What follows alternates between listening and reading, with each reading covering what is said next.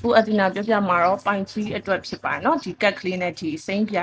crystal လေးကိုရွေးထားတဲ့သူတွေအတွက်ပါရှင်ဆိုတော့ပထမဆုံးအနာကဘာကိုကြည့်ပေးချင်လဲဆိုရင်အလုတ်ကိုင်းတို့မဟုတ်ပညာရေးပေါ့နော်ကျောင်းသားဆိုရင်ပညာရေးဝန်ထမ်းဆိုရင်တော့အလုတ်ကိုင်းနဲ့ပတ်သက်ပြီးတော့ပေါ့နော်ဘာတွေများဒီနောက်sorry ဘာတွေများဒီနောက်ကြုံရနိုင်မလဲပေါ့နော်အဲဒါလေးကိုညာကြည့်ပါမယ်ရှင်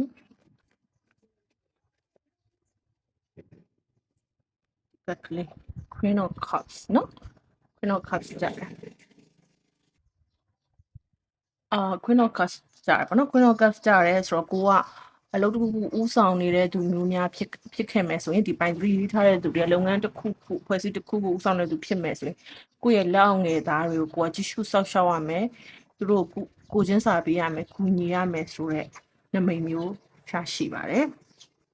ဆိုတော့နောက်ထပ်အခြေအတွက်ပေါ့နော်အခြေအတွက်ဒီနာကြည့်မယ်ရှင်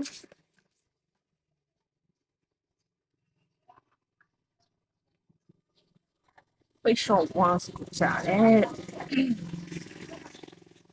short ones ကိုကြားတယ်နောက်တစ်ခါလောက်ထပ်ဆွဲကြည့်ဦးမယ် 8 of ones short ones ကြားတဲ့လူတွေကတော့ကိုကအချစ်ကိုရှောက်ဖွေးနေရဆိုကိုယ့်ရဲ့အနီးနားပတ်ဝန်းကျင်ပေါ့နော်ဝန်ထမ်းဆိုလည်းအလုပ်ပတ်ဝန်းကျင်ကျောင်းသားဆိုလည်းကျောင်းနဲ့နှိစက်တဲ့ပတ်ဝန်းကျင်ကနေပြီးတော့အချစ်ကိုတွေ့နိုင်ပါတယ်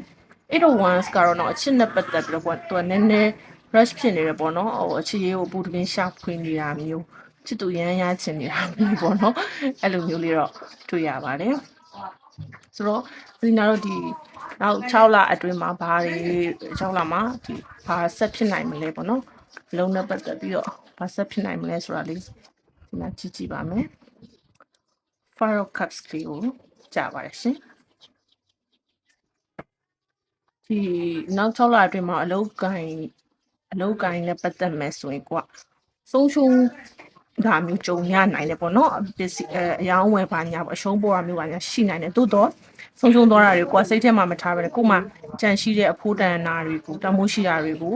ပြန်ပြီးတော့အာရုံစိုက်ရမယ်အချိန်ဖြစ်တယ်အခြေရေးဆိုလဲဒီလိုပဲနော်ကိုရီမန်းထားတဲ့လူကိုသဘောကျတဲ့လူနဲ့မစုံရဘူးဆိုရင်တော့မှပဲကိုနဲ့ထိုက်တဲ့လူမကြခင်မှာရောက်ရှိလာမယ်လို့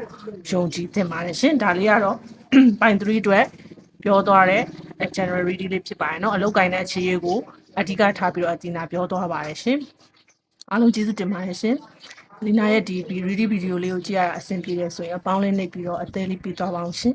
နောက်ထပ်ဗီဒီယိုတွေမှာပြန်တွေ့ပါအောင်မယ်ကျေးဇူးတင်ပါတယ် bye bye